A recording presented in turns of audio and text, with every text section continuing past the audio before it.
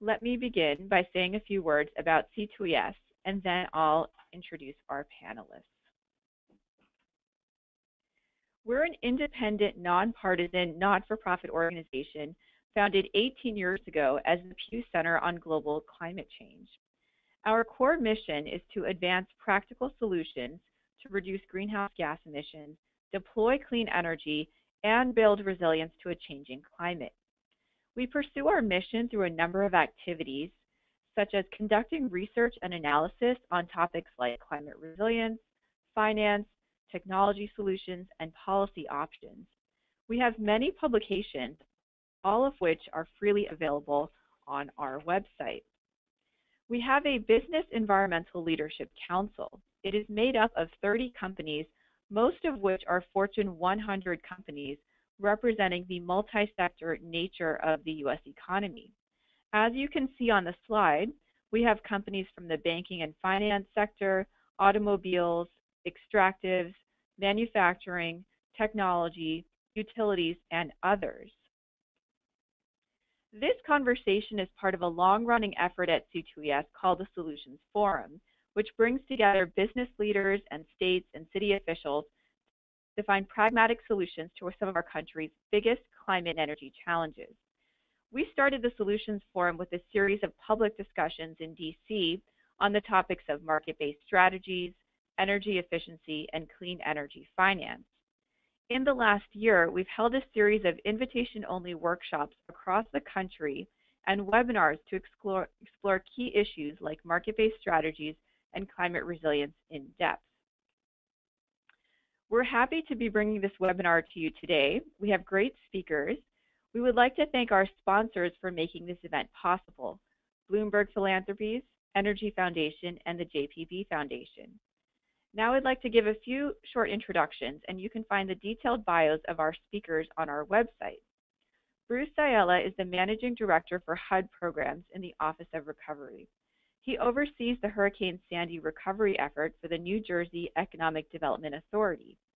His role includes managing the Energy Resilience Bank. Shalini Vajjhala is founder and CEO of Refocus Partners, which is a design firm dedicated to developing integrated resilient infrastructure solutions and innovative public-private partnerships, including the Reinvest Initiative and the Rebound Program, which she will talk about today. Katy Maher is a Science Fellow and Resilience Project Coordinator here at C2ES. She contributes to our efforts to assess and communicate the current state of knowledge regarding climate change and its impacts, and to promote actions that strengthen climate resilience. With that, Katy, I'll hand it over to you. Great, thanks, Fatima.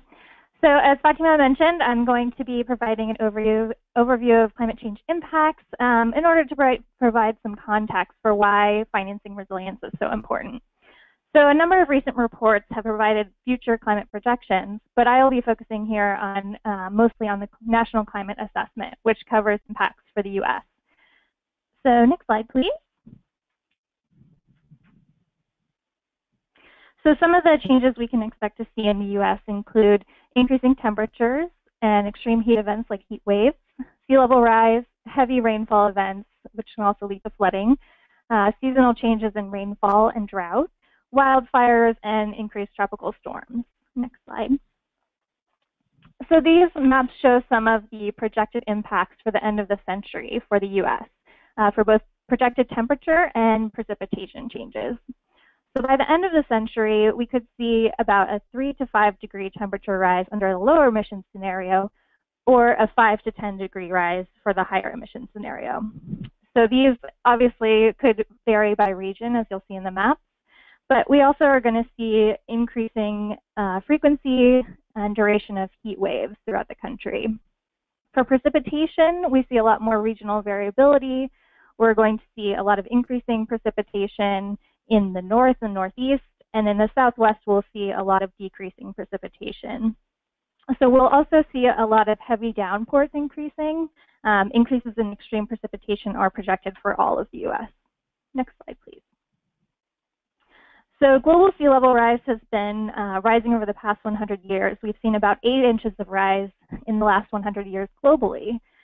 But in the future, we're going to see additional global sea level rise. And the National Climate Assessment shows an increase of about 1 to 4 feet over the next century. But this could be significantly higher if we see higher rates of glaciers melting in Greenland and Antarctica, which we're seeing more and more of. And in the US, about 5 million people live within 4 feet of local high tide level. So this can make people really vulnerable to inundation from sea level rise and storm surge during storm events. Next slide, please. So all of these changes are going to result in impacts to various different sectors, and some of them are shown here. So, for example, health, a lot of the increasing temperatures and heat waves are really going to impact health of people, and in particular, vulnerable populations. So older people and younger people are particularly vulnerable during these events. Agriculture could see both positive and negative impacts. So we could have longer growing seasons, but also changes in crop yields may be impacted. Also, water availability will also impact irrigation for agriculture. Other sectors that could be impacted, coastal areas, ecosystems, forests, all different impacts for different changes. Next slide. So another couple areas of sectors that could be impacted, shown here. Transportation, a lot of roads and highways and bridges could be vulnerable to different impacts. Shown here is a map of the Gulf Coast area and a number of different roads that would be impacted by a sea level rise of 4 feet. So a lot of these roads are at low levels of elevation, and so during storm events, they could be particularly vulnerable. Infrastructure includes buildings, homes, water systems, hospitals. All of these could be vulnerable to different events. This is an example of a flooding event in Nashville, and a lot of buildings were obviously underwater, and so there's a significant damage there. Energy systems are both vulnerable from events, and then also energy demand is going to be impacted. And this is a photo of Lower Manhattan during Hurricane Sandy. And you can see there was a large electricity outage in Lower Manhattan. So more and more things like this are going to happen, particularly with extreme events. And then changing water resources, we see, particularly in the Southwest, a lot of decreasing water levels of lakes, and this is Lake Mead here. And we see the white line is where the water level used to be, and there's been a significant decline. Next slide, please. So all of these impacts are going to vary by region, and the National Climate Assessment kind of broke out these impacts by region, and some of these are summarized here. So we see, as I mentioned before, a lot of drought in the Southwest, but also increasing wildfires. In the Northwest, there's going to be a lot of changes in the timing of stream flow and less snowpack. And in Alaska, we see thawing of permafrost, receding sea ice, and shrinking glaciers. Next slide, please. So what does this all mean for costs? These impacts are going to have a lot of costs on different sectors, and it will impact the economy in general. And NOAA every year looks at the extreme weather events that lead to over $1 billion in costs. And this is looking at the 2015 events that cost more than $1 billion. And so in 2015, there were about 10 weather events that had losses of exceeding $1 billion. And these included various different types of events like the California drought and then storms in the Midwest. So resilience planning can help to reduce risks and long-term economic costs, but how funding resilience efforts can be challenging for communities, especially local communities that don't have the financial resources necessary for resilience. So today we're going to hear about a couple of different options for financing resilience to address these risks. So I'll turn it back over to you, Fatima. Okay, thank you. Our next speaker is Bruce Ciallella from the New Jersey Economic Development Authority. Bruce, feel free to go ahead. All right, thank you, and we really appreciate the opportunity to talk about the Energy Resilience Bank today. So we can jump right in with our first slide, what did this funding come from? So the Energy Resilience Bank is a funding as a result of Superstorm Sandy that hit New Jersey on October 29th in 2012. As a result of this storm, there was a federal allocation to HUD that allocated $1.8 billion to New Jersey through their Community Development Block Grant disaster recovery funds, which you'll see throughout the slide as CDBG-DR. And of that amount, $200 million formed the creation of the New Jersey Energy Resilience Bank. This bank really is the first time that this type of funding was used to try to strengthen the resiliency of not only New Jersey, but also critical infrastructure throughout the state and the surrounding areas as a result. The bank looks to develop, enhance, and make resilient distributed energy resource, which we'll define as DER technologies for critical facilities throughout the state. So if we go to the next slide, we'll talk about what the resilient energy systems actually are. So what we're looking to do is to fund CHP, or combined heat and power plants, that use reciprocating natural gas engines, gas turbines, but not only that, also to make those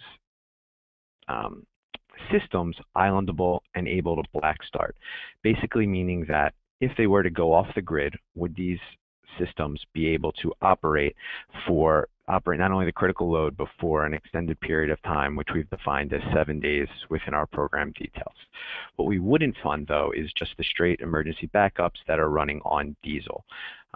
If we could go to the next slide, we'll look at what costs are actually included for these new systems. So in a new resilient system, we can cover costs from the soft costs of design and engineering, which can be significant, as we know, as well as the core system, the piping, the wiring, the interconnections, the hardening and the resiliency of the associated energy system.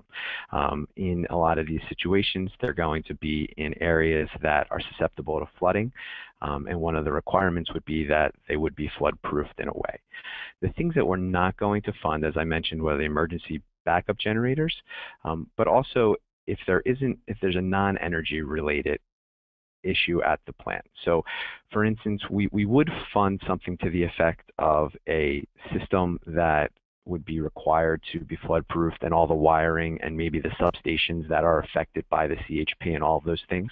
But if an applicant came to us just to raise the wall or to make their administrative building more resilient, that wouldn't be something that we would be looking to fund with this funding. If we go to the next slide, and this is usually the slide that when we go to try to explain what ERB means, this is the slide that everyone wants to get to right away. So how are we actually going to fund this? So the first thing is currently we have two types of eligible applicants. We have water and wastewater treatment facilities and hospitals and related healthcare facilities. And what we can fund is 100% of the unmet need. Now, this unmet need is something that is specific to CDBG-DR regulations. And what we're looking at when we talk about that is that these fundings are considered funds of last resort, meaning that you had to go through your insurance or any other type of funding that might be available to you. So if we had a project that was it was approved for CHP type of funds through another program, we could fund the remaining balance if there was a gap, but we wouldn't be able to specifically help that project for what they received that other program because they already had another approval. You'll see that how we will fund them varies between a grant and forgivable loan or a loan. When we look at the grant and forgivable loan portion, we're breaking it down into two buckets. So this is a public and not-for-profit entities, and then the for-profit entities. And again, we're breaking these down as a result of the regulations as they relate to this type of funding source. So first, for the public and not-for-profits, they would receive 100% grant or forgivable loan for resilient costs, which we'll define later, and 40% grant forgivable loan for the remainder of the project costs. What we've realized through this process is that there needs to, one, we want to make New Jersey more resilient, as well as making applicants be enriched to come into the program. So what we looked at was the idea that we need to incentivize these applicants to come in and do this for not only for resiliency in a storm, but also any other type of disaster or terrorist or any other type of attacks that may happen or grid outages that could potentially be out there. And then for the for-profit entities, the reason that we have here is going to be a percentage is going to be determined through the underwriting process is that for-profit entities, according to HUD, cannot be unduly enriched. So we need to make sure that through all of this the different obstacles, or excuse me, not obstacles, but other avenues that they have to receive benefits as an accelerated depreciation or tax credits that they could take advantage of. We need to do a very detailed underwriting to see what those type of benefits would be for that for-profit entity, and then make a determination of what their grant to loan ratio should be. Now, the loan portion, as we looked at from the grant and forgivable loan, whatever the remaining balance is after the 100% grant and forgivable loan for resilient costs, and then the additional 40% for the remainder, that will be a loan at a 2% interest rate. It'll be unsecured. It's going to be up to 20 years, and it's going to be based on the useful life of the assets. It's also going to have up to a 2-year principal moratorium, and that really is to try to help the applicant get up and running so they can really see their significant cost savings, which would then basically pay back our loan that we would have to them. So if we go to the next slide, we'll briefly touch on the eligibility type of requirements. So the one thing, as I mentioned to begin with, that this was a result of Superstorm Sandy, there has to be a tie to the storm. So this tie to the Superstorm Sandy can be either direct or an indirect tie. A direct tie is the easiest way to demonstrate that the applicant had a physical impact as a result of the storm. It doesn't necessarily need to be energy related. You know, if the whole facility had flooding damage and they went to FEMA and had millions of dollars worth of flooding damage, but really didn't impact their energy, that would be okay. There was a direct physical damage as a result of the storm. We also could use an indirect tie. So what would an indirect tie to Superstorm Sandy be looking like? Something to the effect of a hospital potentially lost all of their power. They had to ship patients to a different facility. They couldn't accept any additional patients, or they had their blood, their food, everything that was at the facility was compromised as a result of the energy going out, the power going out. This indirect tie really, when we're looking at it, is there a significant impact on the welfare and safety of the residents that are being served by these facilities? So that's what we really are looking at when we look at it from an indirect tie. And then additionally, HUD has provided us with some flexibility to say not only Superstorm Sandy, but there were 6 additional nationally declared disasters that date back from December of 2010. There was an ice storm, there was Irene that impacted the state of New Jersey. So we could also use them for a direct impact as well. If we continue to the next slide, some more of the eligibility pieces of this. So we are allowed, as eligible ERB applicants, not-for-profit entities, for-profit businesses, private-owned utilities, and public facilities that include municipal and county authorities. We had to go to HUD for the for-profit and privately owned utilities and ask for a waiver due to the fact that in the Appropriation Act, we were only able to fund small businesses, and privately owned utilities did not fit within that definition, as well as more of the established for-profit businesses. HUD did give us some very specific language that we needed to abide by allowing that, but it just shows the partnership that HUD has with ERB in trying to make these projects work. From a location standpoint, it can't be in a coastal barrier resource area. For the most part, this really doesn't impact ERB. These are areas that primarily are not really being used right now, marshlands, things of that nature. The elevation and flood insurance requirements, this is part of the environmental review that's mandatory that we need to do on each of these projects, the NEPA review. Through that process, if you're in the 100-year special floodplain, you'd be required to maintain flood insurance. If you remember back to the slide that we were looking at, where it's a grant and forgivable loan, the reason that there's a distinction between the two results from this flood insurance requirement. If an entity is within that special flood zone and receives a grant, they need to maintain flood insurance in perpetuity, whereas if they receive a forgivable loan, you only need to maintain flood insurance for the life of the loan. So the loan would be forgiven once there is a certificate of operation on the project, and this would just help lower the cost of flood insurance potentially.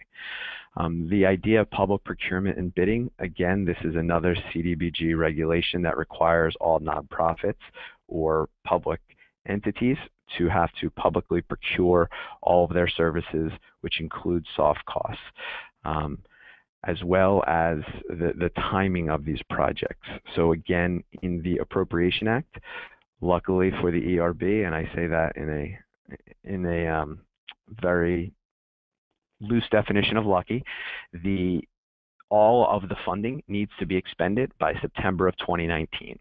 So we are on a very quick timeline to have all the money out the door by September of 2019.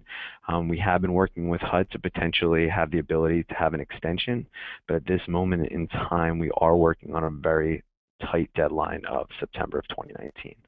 And then the resilient costs, and this is just the incremental additional costs required to make distributed generation systems islandable, black starting, and the costs associated with hardening, raising, floodproofing.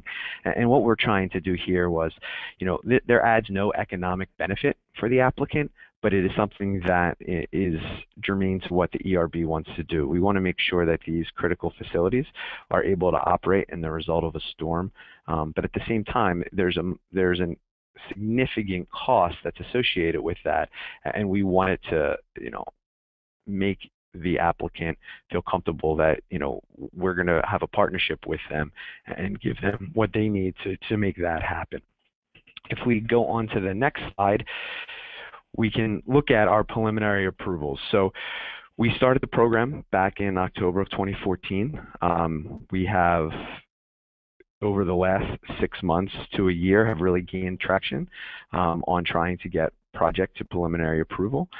We call it a preliminary approval because it still has to go through the environmental review piece, but these projects here all meet our criteria as well as the HUD criteria, CDBG regulations, all of those things to move on to the next phase. You'll see that we have 2 hospitals, St. Peter's and Cooper University, as well as a wastewater treatment facility, the Utility Authority of Bergen County. We have a robust pipeline moving forward. We're excited about where ERB is going. We do at this moment in time have a $200 million cap. There is the potential to add funds to that if the projects have if there's projects out there that are needing assistance. But at this point, we are very happy to say that our pipeline is very strong and robust, and we are having a September of 2016, so in a couple of months here, will be the deadline to submit an intake application that we could review and then potentially go to our board to approve. And then the last slide that we have here just really talks about, if there are any questions relating to ERB, if you have a project potentially, or just want to talk about, the various items that we're looking at, we're always here to help out. All the information is there. If there's anything that we don't answer in this, in our slides or in the interactive Q&A, please feel free to reach out to us, and we'd be more than happy to talk to you about ERB. And again, thank you for having us, and I'm really excited about it. Thanks so much, Bruce.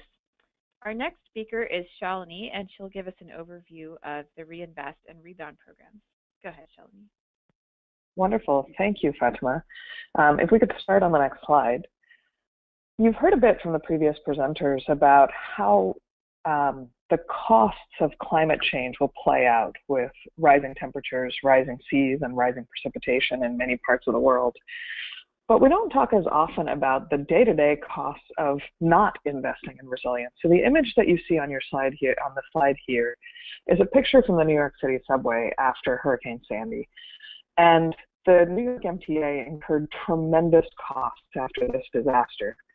What we talk less about, if you move to the next slide, is that these things don't require a major event. The images that look incredibly similar on the slide to New York are actually from the city of LA. And there was no storm. This was a regular old water main break that flooded the entire campus of UCLA and a couple major parking garages. What we do at Refocus is we bring together designing and financing for resilience. While it's important to think about the costs of resilience improvements, like those that Bruce was highlighting in New Jersey, and also the cost of climate impacts, we focus also on who's losing money today from not investing in infrastructure upgrades. If you look to the next slide, I'm going to focus on two major initiatives that our firm designed and put together with partners across the country. The first set are focused on actually designing large-scale infrastructure projects to prevent the kinds of disasters that you saw on the previous slide, both those that are crisis-induced and others that are chronic problems that eventually explode into larger issues. And the most important point that I want all of you to take away from this presentation is that the challenge of financing resilient infrastructure and resilience projects across the board is that success is often something that doesn't happen. A storm hit, but a community wasn't flooded. The water main didn't break. These are huge public investment challenges. We are much better at designing and financing infrastructure where we know where the money comes from. A toll road, where drivers pay for the use of the road. A water system where water rates are imposed. So I want to be clear that there's a set of things that I'm going to be talking about through all of these examples that you should hold on to. The first is that resilient infrastructure by nature and by design is intended to reduce risk, to prevent something from happening. So there are two benefits of that, many others, but two major ones for financing. And the first is that the public sector, communities, assets, services are safer. But the less talked about one is that there are private interests that lose less money when the New York subway system doesn't flood or when roads aren't shut down in LA. So I'm going to talk about 3 cities and 3 examples of the types of resilient infrastructure projects that create these benefits, and then highlight a new mechanism that we put together with partners called a resilience bond. That's actually a way of capturing this value. Next slide. Actually, if you can flip to the next one here. All of you should be looking at a map of 8 cities across the US, and these were cities selected through a partnership that we launched with the generous support of the Rockefeller Foundation back in 2013. And the goal was to test a theory, and it was in 18 months, could we design and put together a financing plan for a variety of resilience challenges for cities across the country to do $100 million scale investments or above in resilience. And the $100 million number was a strategic one. It was to make sure that these investments were sufficiently large to attract private investment interest. So we designed and ran a competition. We set it up and ran it within 6 weeks and selected the 8 cities you see on the map, ranging from Hoboken to Honolulu. And each city submitted an application with its own resilience challenges. So they were very different running across the country. I'm going to highlight the 3 from Hoboken, Norfolk, and Miami Beach, which all focus on flooding, but I'm happy to return to any of the others if those of you on the call are representing regional interests. Next slide. In Hoboken, those of you who are not familiar with the city of Hoboken, it's a tiny city that's adjacent to Manhattan on the New Jersey waterfront. And it is 1 square mile large, and it has 55,000 people. So it's a tiny, highly paved, very dense city that was under more than 10 feet of water during Hurricane Sandy. And the map you see on the right shows where all the flooding occurred. So the project we worked with the city of Hoboken on was actually trying to meet 3 of the city's priorities. It was managing stormwater and combined sewer overflows from flooding, providing additional parking for residents, which is enormously tight, and promoting green infrastructure and open space. If you flip to the next slide, what you'll see is the solution that we put together, which was actually a layer cake of infrastructure on an industrial site to the north of the city. And the 3 major components of this infrastructure were combining a giant bathtub at the bottom of the site to capture combined sewer overflows. So think of it as a large holding tank or a bathtub to prevent raw sewage from flowing out into the nearby rivers. An underground parking garage, and on the surface, a set of playing fields and recreational areas designed within green infrastructure to serve as a sponge for smaller rain events that would prevent localized street flooding. What's innovative about this combination of infrastructure is not that any of the engineering is really unique. We know how to build all of these pieces and parts. What makes this system unique is the fact that it combines a revenue-generating system with one that typically doesn't. So you actually have parking fees helping to finance flood mitigation. Next slide. We went through several different alternatives with the city. This was a 6-acre site that you could go down to bedrock about 60 feet and have up to 4 levels of parking and 4 levels of water storage and retention. The innovation in designing this whole project was that we actually designed the garage to flood from the bottom up during really severe rain events. So you actually end up with a 40 million gallon storage capacity in a very dense urban area. The exciting outcome of this project was after the reinvest process completed in early March 2015, the city of Hoboken was awarded first phase funding for this project on site for land acquisition and soil remediation in the amount of around $16 million from the New Jersey Environmental Infrastructure Trust. But the important lesson to take away from this is that one of the ways to finance resilient infrastructure is counterintuitively to make a project bigger and combine a revenue generating asset with a resilience benefit. Next slide, please. A similar process in the city of Norfolk. We worked with SWAT teams of engineers, lawyers, and investment bankers. And Norfolk, Virginia is a coastal city that deals with very regular tidal and rainfall-related flooding. In Norfolk, we focused on both flood barriers and green infrastructure to protect the downtown. And what you see here is a unique solution that is adopted from communities in the Netherlands, where you actually have flexible flood barriers that rise from below as the water levels rise. So you're able to preserve urban views and focus on financing this type of infrastructure through economic redevelopment funds. Next slide, please. And finally, one example from Miami Beach, Florida. Anyone who spent time in Miami Beach is very aware of the ocean down there. The city of Miami Beach is surrounded by 63 miles of seawall that's holding up the interior bay side of the island. So these are retaining walls that cover every inlet and channel. So even though the island is only about 5 miles long, there are 63 miles of seawalls. What makes the city unique is that nearly all of those seawalls are privately owned by the property owners behind the walls. So I want you to imagine a patchwork quilt rather than a coherent piece of infrastructure. This is 100, 200, 300-foot segments of a seawall that's protecting an entire city being privately owned. And so what we put together for Miami Beach was actually a much longer strategy, a 15-year plan for how they could both design and procure and finance a new seawall. And one of our big insights was we realized that there's no way to retrofit their existing seawalls without building a new structure on the outside of the existing wall. So because the wall is holding up both land and keeping out water, the most important innovation was actually looking at the engineering options and realizing that in all cases, you're adding property to South Beach, some of the best real estate in the country. And if you're able to create a special assessment district to focus on tax increment finance, suddenly you can look at how you take 10,000 private assets and integrate them into a single public-private partnership that can be managed for protection.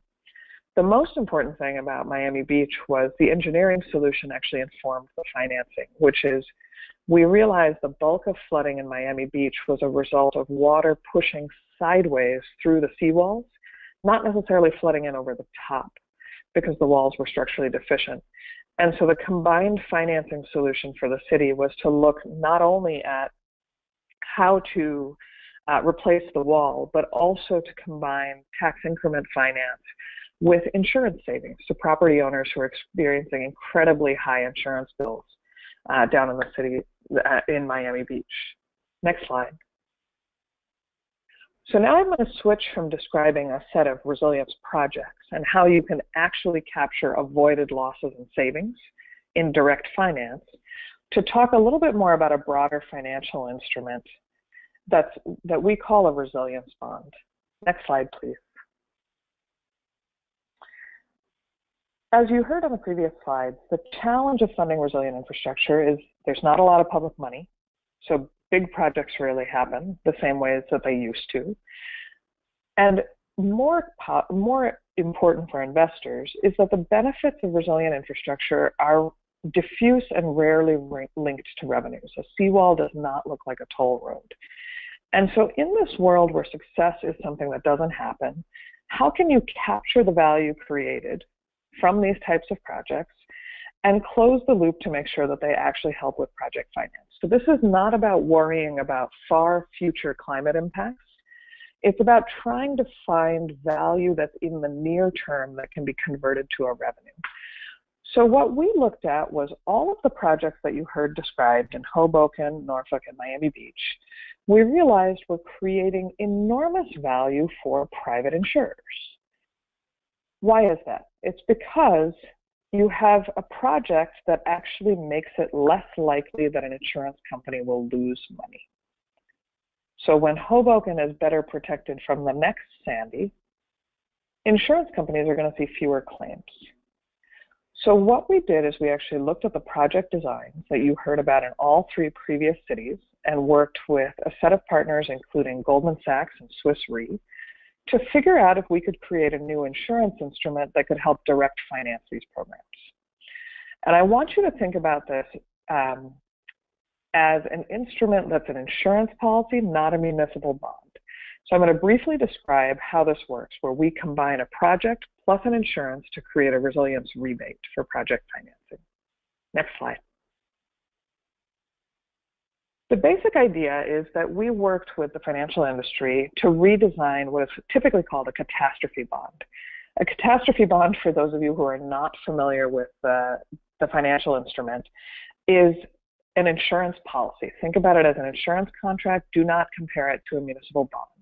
What makes catastrophe bonds unique is that they are typically issued in 3 to 5 year terms, and they are designed so that when a major disaster occurs, so a predetermined disaster, a hurricane, an earthquake, a major flood, the policyholders of that catastrophe bond get the full amount of the policy back, and investors lose all their money. So you might be asking yourself, why would any investor be crazy enough to want to invest in this instrument where they could lose all their money? Well, 2 reasons. They typically provide higher rates of return because of the risk. And more importantly, they're not connected or correlated to anything else happening in the market. So they're a great way for investors to diversify their portfolios. So there's a lot of interest on the investor side. On the insurance side, it's an incredibly important way to cover against the extreme events, not just the chronic events. So talking about catastrophe bonds, think about them, the best analogy that you can hold in your head as we walk through how a resilience bond works, is I want you to think about a catastrophe bond a lot like a life insurance policy. So this is a policy where you have coverage, but the worst has to happen for you to get the money. So you have to die to get the money. Now, when you make yourself healthier, if you were to quit smoking, your life insurance gets cheaper. That's well documented in the industry. There's no equivalent for cities. So what we wanted to do is get that rebate, that value of making a healthier choice, just like investing in a resilient infrastructure project, back to the cities and states that could hold these bonds. So how a resilience bond works, you have a policy, you'll see on the left of this slide, which works with an insurance company, and that insurance company can go out to the market to get investment. Next slide. When a city does a project, any public works project like a toll road that has no resilience benefit, typically that city, the policyholder, would fund the project and see the project benefits, but there's no connection to the insurance. In the case of a resilience bond, next slide, a resilience project not only provides project benefits directly to the city that's investing or the utility, but it also changes the likelihood that insurers would lose money. So next slide. What we've done in the case of a resilience bond is actually capture that difference in the value of the policy to redirect it back in the form of a rebate to investors, to project investors on behalf of a public entity. So it's a pretty straightforward structure. There are tons of details, which I'm happy to tackle in questions. But the most important thing for all of you to realize here is that when public sector agencies invest in resilience, often there is a discussion about the broad benefits of a resilience project, but rarely are those benefits translated to direct revenues that can help finance the project. This is a way to close that loop. Next slide.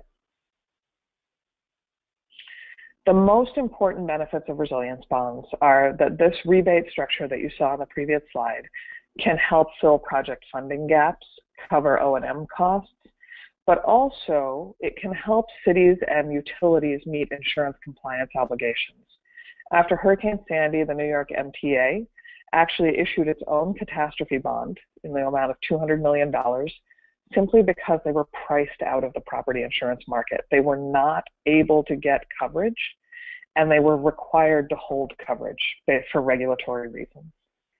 Another hidden value of this approach is that taking resilience bonds and connecting them to project investments can make sure that cities don't lower the height of their seawall without realizing what financial value they're leaving on the table. And so this is a way of ensuring design integrity along with financing integrity. Last slide, please. For all the communities that we work with across the US and around the world, we have a pretty simple process for both designing and financing. And we will tackle a project based on what a city needs. And so here's some final things for all of you to reflect on if you're considering infrastructure projects or working on the financing side with public sector entities. And a resilience bond isn't right for every project, but it is a great way to make sure that you aren't leaving value on the table that's then accruing to private investors. And so for more information, feel free to check out our website at refocuspartners.com. And I'll look forward to answering questions with Bruce and Katie. Thank you all for your time. Thank you, Shalini. Before we go ahead to our discussion questions, I wanted to offer up an opportunity to discuss some of the clarifying questions we received. So Katie's going to go ahead and raise those. Great. So I have a couple questions for Bruce that were brought up from the audience. First of which was, will distributed projects in New Jersey operate all the time or only in the case of disasters or emergencies? So the DER technology can operate all the time. The islanding and the black starting will allow it to, when the grid goes down, that they could hop right back on and continue to operate the critical load of the facility. We look at, we really allow the applicant to try to define to us what their critical load is. An example would be a hospital doesn't necessarily need to run elective type of surgeries or things of that nature, but they would be able to run off of the grid for 7 days with the CHP type of unit operating at their critical load. Great, thanks. Another question for you, Bruce. On the loan example, does principal moratorium also mean interest-only payments? It would be principal and interest moratorium. So there isn't a 0% interest period, so they could make interest payments on the loan. There would be no prepayment penalties or anything to that nature. And in some of these projects, we see that they might be able to pay back in 5 to 7 years for some of the nonprofits. That would be, if they wanted to get that debt off of their books, there'd be no prepayment penalty. Great. And for the Energy Resilience Bank, it's only available in New Jersey, correct? That is correct. Okay. And then for the Bergen County flood hardening, did it only address current flood risks, or did you also look at projected changes in future risks? So for the BCUA, we are installing the islanding and black start capability on 2 of their 3 units. And then they did look at the new the new floodplains that are out there to prevent against that as well. So it would be on the new maps. So the new FEMA flood maps. That is correct. Okay, great. So moving on to a couple of questions for Shalini. With the Hoboken example of the water storage, would that water storage have helped during her Superstorm Sandy? For example, would there have been less flooding, or would the flooding have subsided sooner with that water storage? The answer is a definitive yes. So that was the whole reason for designing the facility at that large scale. And one of the adjacent parcels to this site is actually a hospital in Hoboken that was really severely flooded, and the hospital had hardened its own infrastructure, but the water utilities pipes had failed, and the pressure forced combined sewer overflows into the hospital. So this is the kind of project that would have helped protect that kind of asset. Great. On the resilience bonds, is the interest tax-free, particularly if a municipal utility issues the bond? So it's a really good question, and it's also a really important clarification. A resilience bond is not a municipal bond, so there is no interest. It is actually like an insurance contract, and it does not sit on a city or a utility's debt balance sheet or affect its credit rating. So there is no interest payment. The payments are that the city would have an insurance contract. They would pay premiums the same way you would on a life insurance or a healthcare policy. But there's no interest relationship and not the similar kinds of tax benefits that you would see on municipal bonds. Great.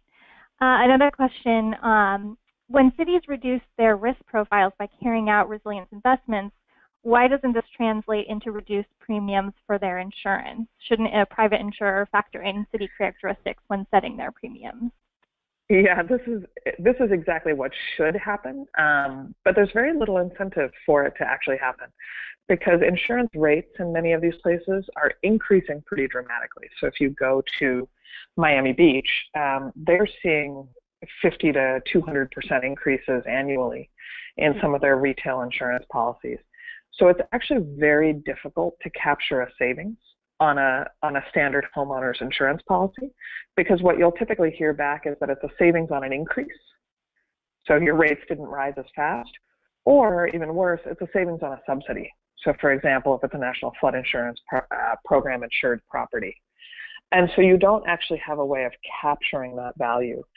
That's the whole reason we zoomed out to the reinsurance market, where the pricing is a lot more transparent and you can go to the market to set rates on risk, rather than trying to look at how do you negotiate savings on tens of thousands of homeowners insurance policies. But in theory, yes, that logic is exactly right. In practice, it doesn't play out the same way. Great, thanks. And one last question on the resilience bonds. Based on the projects done to date, have the differences in premiums been sufficient to cover the additional cost of the resilience projects? So we've got several, the important thing is the catastrophe bond market is a $24 billion market. We just developed this resilience bond model at the end of last year and announced it with partners at Goldman Sachs, Swiss Re, and a catastrophe modeling firm called RMS. So we're in the process now this year and over the next year of putting together transactions with various public sector entities. Once the first issuances of these are out, we expect them to cover project costs where the capital cost is matched to the resilience benefit, so the design actually creates a significant rebate. But it really does depend on the entity and the project, how much capital cost you get back versus that rebate. In other cases, the capital isn't a priority. It's already a funded project, and the rebate is intended to fund O&M or help with future phases of project.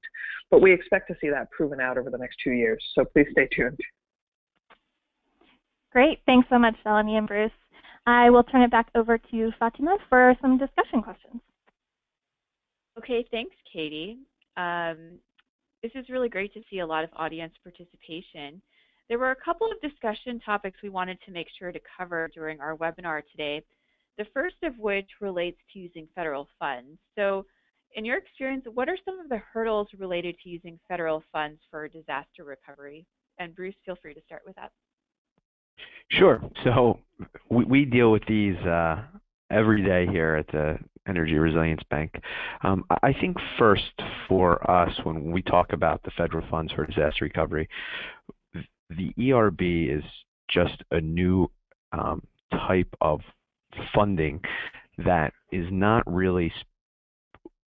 was not really intended for CDBG-DR type of regulations.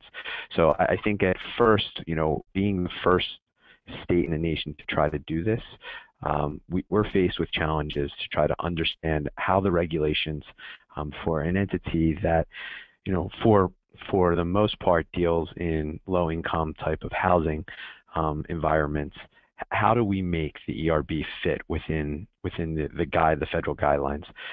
So for us, having a partnership with HUD to try to ask for waivers, ask for assistance in interpretation, those are major pieces that, developing a good relationship with HUD was really paramount in the success of ERB. For us, we have this tie to the storm. Direct damage. The good thing is a lot of hospitals are not built directly on a shoreline or in areas that are susceptible to significant flooding. So that is something that's another piece of the puzzle of trying to, we need to have that tie to the storm. So I think that was a hurdle that we faced. And then just the timing constraints, the procurement. We have to abide by state procurement law as well as some federal procurement law that's out there. So it's just a combination of trying to get all of these moving pieces and sometimes a moving target as interpretations change to really understand and get this type of program to fit within, disaster recovery regulations that are out there.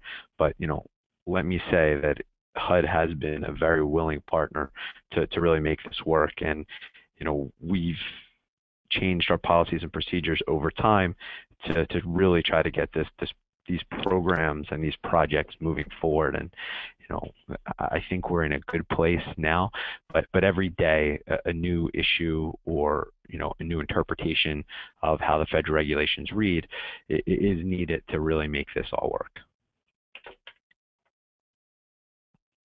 Okay, great. And I actually have an audience question that kind of follows up on federal funding in a very particular way.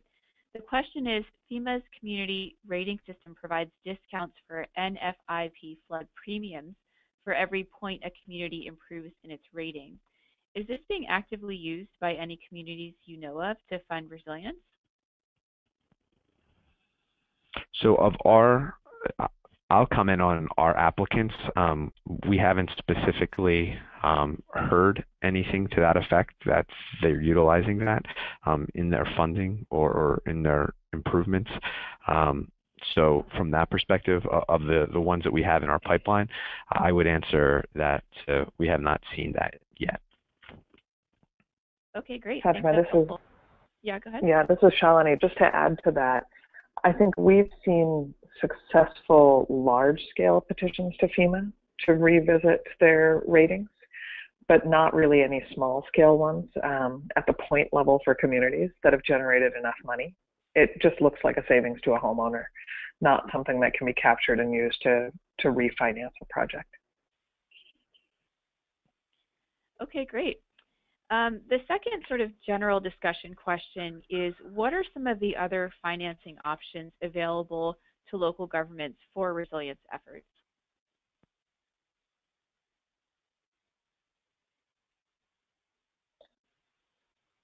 This is Shalini. I'll start on this one. There are actually a tremendous number of financing options available, and I think the key is having a pretty broad imagination of what's applicable to a resilience project. So if you think about integrating projects across sectors and bringing together, for example, water and energy financing, we've successfully looked at projects where you can use a standard energy efficiency financing performance contract that's well used in the energy industry, or for solar financing to actually help prevent water leakage and save energy through water loss management. So things like PACE, Property Asset Clean Energy Bonds, ESCOs in the energy space. Looking at philanthropic programs, the Rockefeller Foundation has launched an enormous number of programs, including the 100 Resilient Cities initiatives. There is a lot out there if you widen your scope beyond simply searching for financing resilience. And the key is being able to be very clear about how your project provides value and where, if necessary, it can pay itself back. That's the essential for leveraging private finance. There's no private finance available that doesn't require some form of payback. Thanks, that's helpful. And then a follow-up question from the audience. Are you aware of financing examples for transportation infrastructure? Does that match your experience? Yeah, sorry.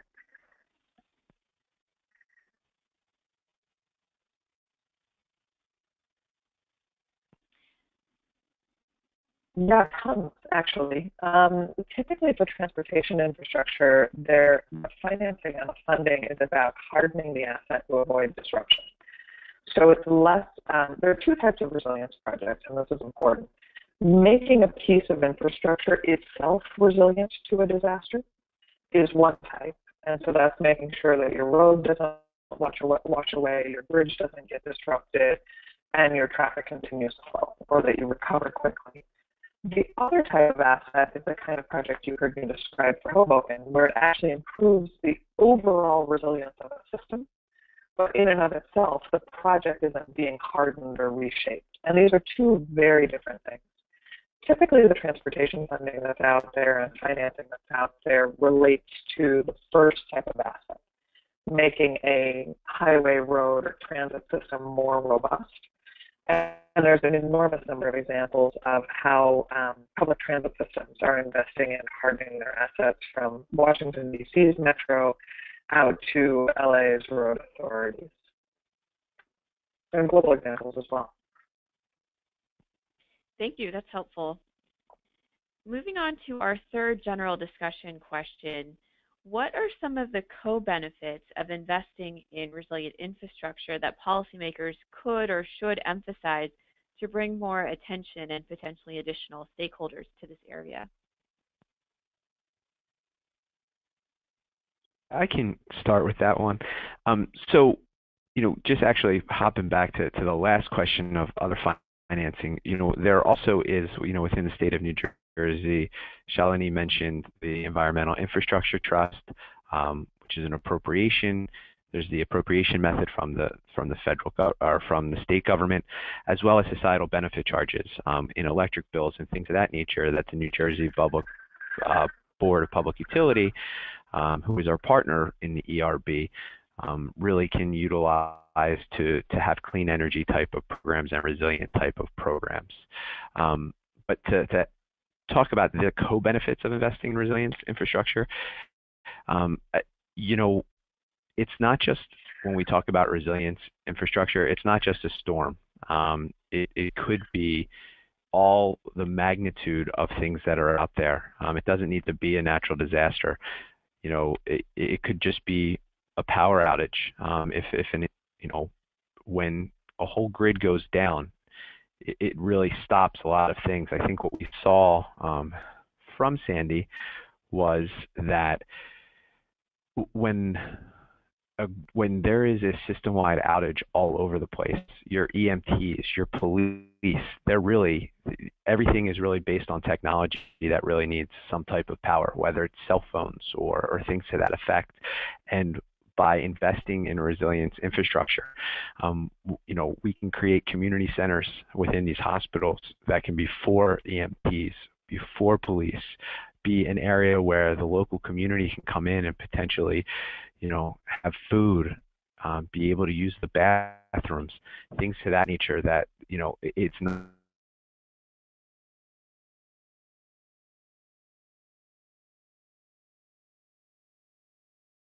goes up and running, which is there's a really good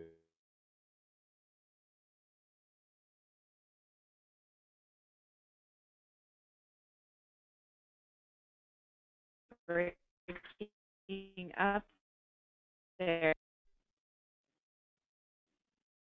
Okay. Lost her. We do about come back to Bruce. We have that question reduction modeling being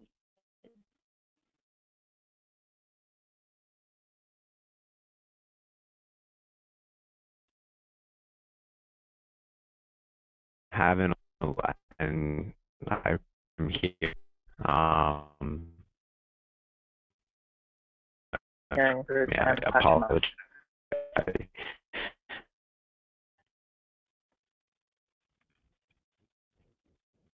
Issues. I just want to confirm that attendees can hear me.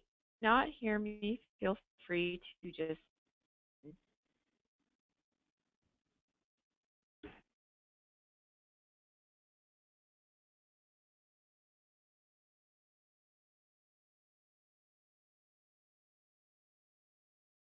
okay, great. So I think that I should be unmuted, and I am getting some audience notes that the sound was coming in and out. Hopefully it is okay. Good. It looks like it's better now. All right, great. Okay, everything is back online in terms of audio, and I just want to make sure that both Bruce and Shalini can hear me as well. Yes, I can. Great. And Shalini?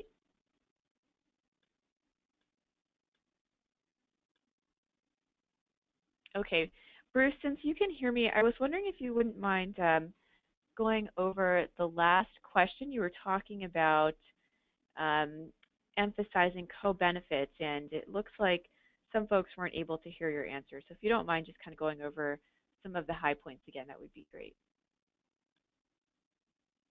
No problem. So basically, for policymakers, it's not only the resiliency piece that's great about this, it's the ancillary effects that it has. So, I was given the example of a hospital that can become a community center as the whole network goes down. Police, firefighters, those that need the ability to use technology, cell phone charging stations, things to that effect. Really to make this a community center really does, it helps not only the people that are in the hospital, but also the surrounding community. And sometimes, it gets lost, the need to, be able to charge a cell phone, walkie-talkies, things like that when there is no power. If we can't communicate, we struggle with trying to get things done. So it's not only the loss of life that it saves, but it's also the ability to help the surrounding community come into a hospital. And then obviously with the wastewater, in order to not have to, take all of that nasty water and the unpurified water and put it back into the rivers or whatever they have to do in order to continue to operate. There's just the tremendous societal benefits that extend much further than just the piece of infrastructure that we're trying to, critical facility that we're trying to help. Thank you. That's great. Appreciate that. Wanted to see if we have Shalini back. Okay. Let's focus on the last discussion question that we have here for our group discussion. From your perspective working on this project, how can we best engage businesses to be a part of the planning and execution stages of investing in resilience infrastructure? So what I didn't mention in my slides, and I apologize, is that with our program now for our hospitals, PSE&G, which is a partner with us, has a hospital efficiency program. It's a $10 million program from the Public Service Electric and Gas that will pay up to $2 million for a hospital that's in the service area for CHP type of technology. It's in a way, you can look at it counterintuitively and say, well, why does PSE&G, why would they have this, right? Because it's actually what we know from CHP is there's going to be a significant cost savings, and that's a direct hit off of their balance sheet. However, at the same time, the efficiency of it, what we know about the different electrical issues that we have, overtaxing the system, things of that nature, having that partnership is a big piece of making these projects work, especially on the design piece of it. But from the ERB's perspective, it is a struggle to get engaged businesses because it creates a double-edged sword. If businesses come in and are willing to offer funding, then that affects the unmet need of the project. And then the applicant won't receive as much from the ERB. They'll get it from the business side of it. But to engage businesses, it's important in the aspect of getting it's one of those things where, especially for the ERB, and it kind of translates across, I guess, all areas. If one person starts the process and really shows the benefit, more people tend to follow. And as we engage, it's important to engage this business partnership to put more funding that's critical for these projects to really get up off the ground and running, because it ultimately, similar to the above question, the ability of a town to operate has a direct effect on all the businesses that surround there. Shops don't have to close. People can go out and shop and things of that nature. So, there's an ancillary economic benefit that, the business community, by investing in this, you could potentially see it in the long run. Fatima, this is Shalini. Can you hear me to add to that? I can, yeah, actually. Great, thanks. Wonderful. I actually think Bruce's point is spot on. And one of the things is that we don't actually think of those as ancillary benefits for businesses. Many businesses carry business interruption or business disruption insurance. And the more their supply chains are affected by something downstream or upstream from them, they actually have a direct financial incentive to engage in planning and execution of resilient infrastructure projects.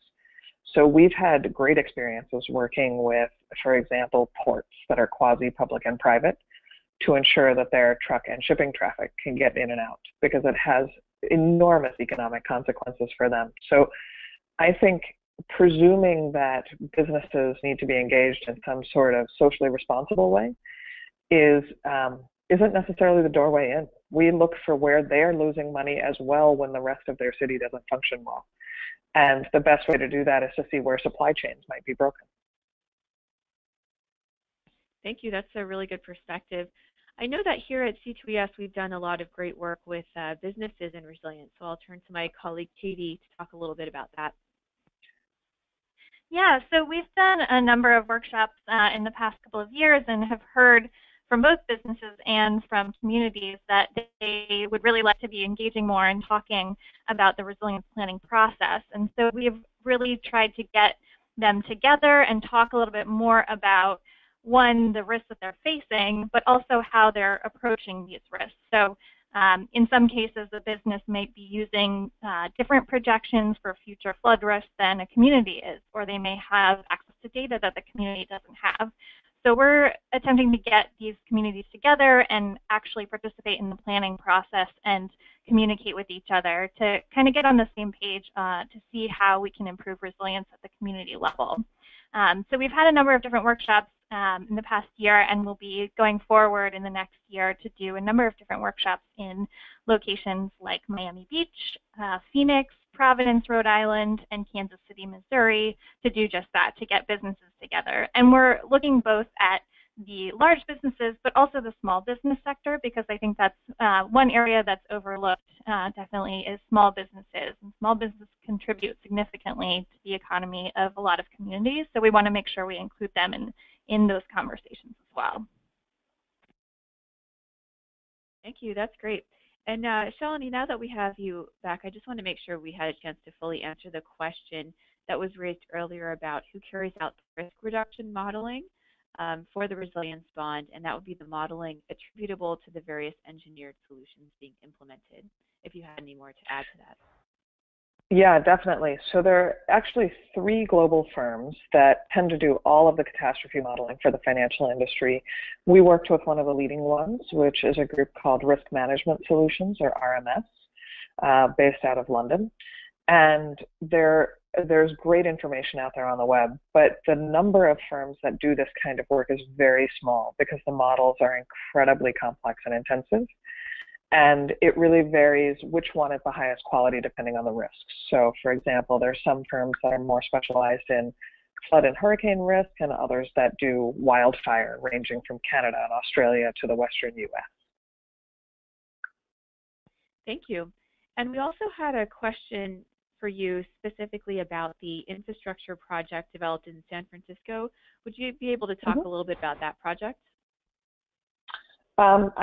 I believe the caller is probably referring to work we did with San Francisco under the Reinvest Initiative, which was focused specifically on green infrastructure and distributed water systems in the city of San Francisco.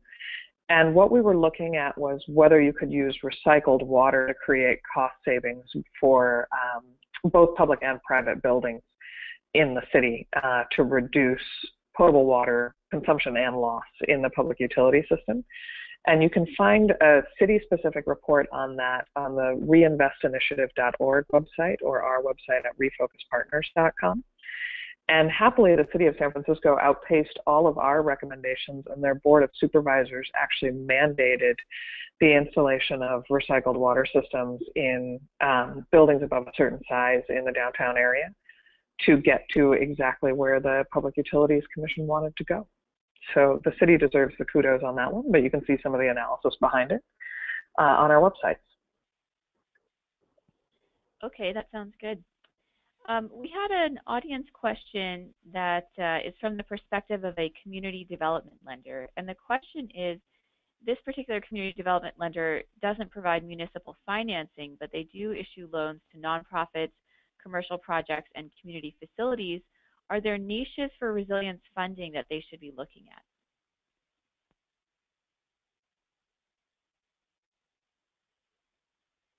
at? I think from our perspective, the greatest value is where community development and community finance institutions can help fund some of the pre-development that actually get cities and public entities and nonprofits to having a meaningful and real loan application.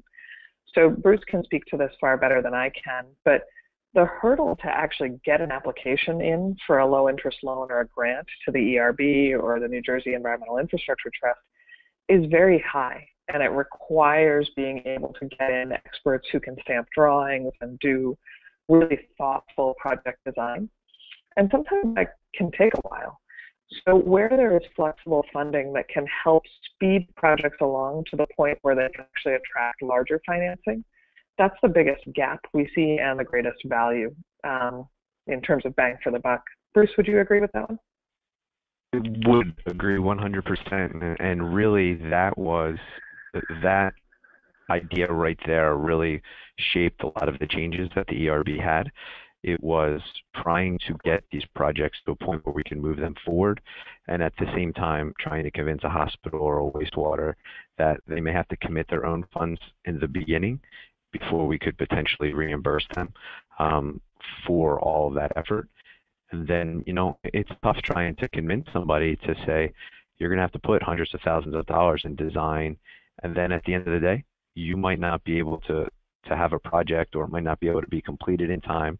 So, you know, having the PSE&G money was helpful in that that money can really go to that design phase early on in the process to get the application through the process. But yeah, I would think that, you know, those community development, those lenders could really help provide that niche that really is needed out there. I would say, you know, as you looked at our projects, some of these projects can be very significant in dollar amounts. So, you know, I don't know if those small community lenders be part. I mean, they could be part of the capital stack, but might not be able to provide the full financing. But there definitely is a need, especially on that soft cost engineer design piece. Okay, thanks. That's helpful. I wanted to raise a question that's not on the screen, and it has to do with green bonds. So there has been increasing interest in green bonds to finance climate-related activities, including resilience. So in your opinion, do you feel like green bonds are the silver bullet that will solve our financing challenges? I think if there were a silver bullet, it would have already been fired. So the growth in the green bond space is tremendously encouraging, but it's also not a substitute for having really great projects and pipeline of projects to invest in.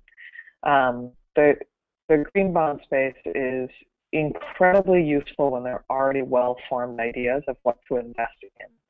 And the biggest gaps that we're seeing are in the space just before that, especially for small communities or mid-sized communities that may only ever do one of these projects in their entire city's capital plan in a 50-year period.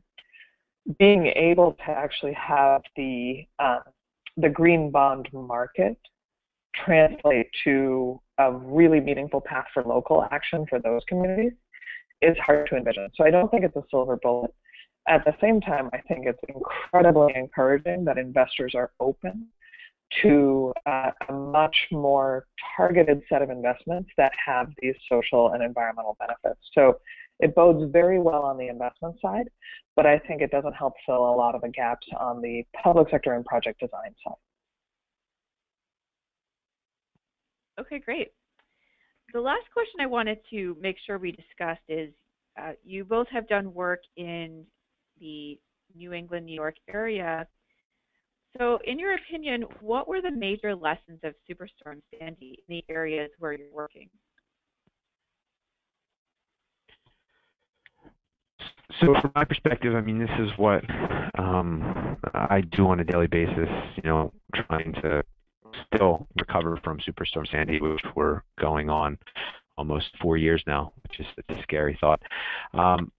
You know, I think one is the idea of that it can happen to the Northeast. I don't think people anticipated to the magnitude that something was going to happen like that. But I will say that one, it made our responses much better.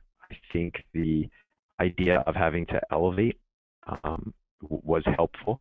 We saw that with the storm Jonas that came up the coast just recently. It didn't have, you know, one, it didn't hit to the same magnitude of Sandy, but those areas that were highly just devastated as a result of Sandy, those businesses that we elevated, all of those things, those businesses were much better off when the storm came through. And there was flooding, but not to the magnitude of that normally happens. And really, it was the idea of, you know, maybe elevating and doing all of the flood hardening. You know, while yes, it was a requirement to get the funding, it also worked. So I think it puts the idea of resiliency in the forefront, and it also puts into the forefront that yes, you know, these type of disasters can happen, and they're happening in more frequency. So we should be prepared for them, and so, you know, from that perspective, I think it was it's been beneficial in that perspective to try to make businesses stronger and better, and communities better.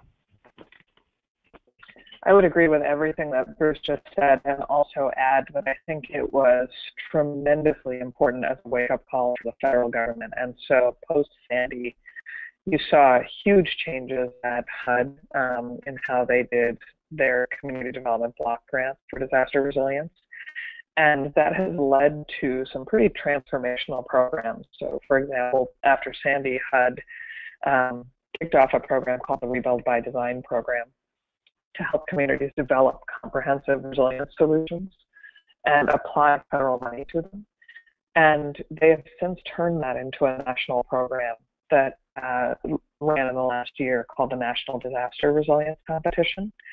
And Sandy, I think, has been kind of a quiet shifting of the foundations within the federal government, recognizing that the federal government cannot be the insurer of first resort, which is what has happened over time as communities have grown more complacent, but also insurers have pulled out of a lot of these communities. So I think we're seeing some quiet shifts that will have decades-long consequences in federal funding. Two things that I would like to highlight. One is that I think the biggest opportunity is really looking at reforming the Stafford Act on how disaster aid is handled, and disaster response and recovery funds are handled. And after Sandy, it became very clear that we can't just build back the asset that we lost in a storm like this. We have to be able to build better. And many provisions in the Stafford Act basically restrict to replacing what you had, as opposed to using the money to invest in a new and more resilient asset. So that's one thing. The other important thing that's come out of FEMA, for those of you who have been paying attention to this space, just a couple months ago, FEMA announced the intention to develop a notice of proposed rulemaking on a new type of disaster deductible, sharing the costs of disaster recovery with cities and states. And it has the potential to pass through the costs of disasters to really vulnerable communities, which is less than ideal. But it also can shape a new way of promoting responsible investment in resilience to reduce risk overall, not just for a community directly, but also the federal liabilities that go with it. So I think those are tremendous outcomes of not letting a crisis go to waste. And it'll just remain to be seen how much momentum is actually behind implementing them. Wonderful. So we're almost out of time here, so I want to make sure to wrap up the presentation. We did get an audience question about contact info, and I also wanted to make sure to thank our speakers for sharing their insights. We've learned quite a bit about financing resilience, and I really like the points that were made about how the federal government can't be the insurer of first resort, and about all of these solutions that we can spend more time on. This is definitely a really important topic. We're going to post a recording of this event along with the slides on the website. Make sure to watch for upcoming webinars on this topic and other topics at C2ES. And we wanted to thank you for joining us. We had hundreds of people on the line, so this is fantastic. And we hope you have a great afternoon. Thank you.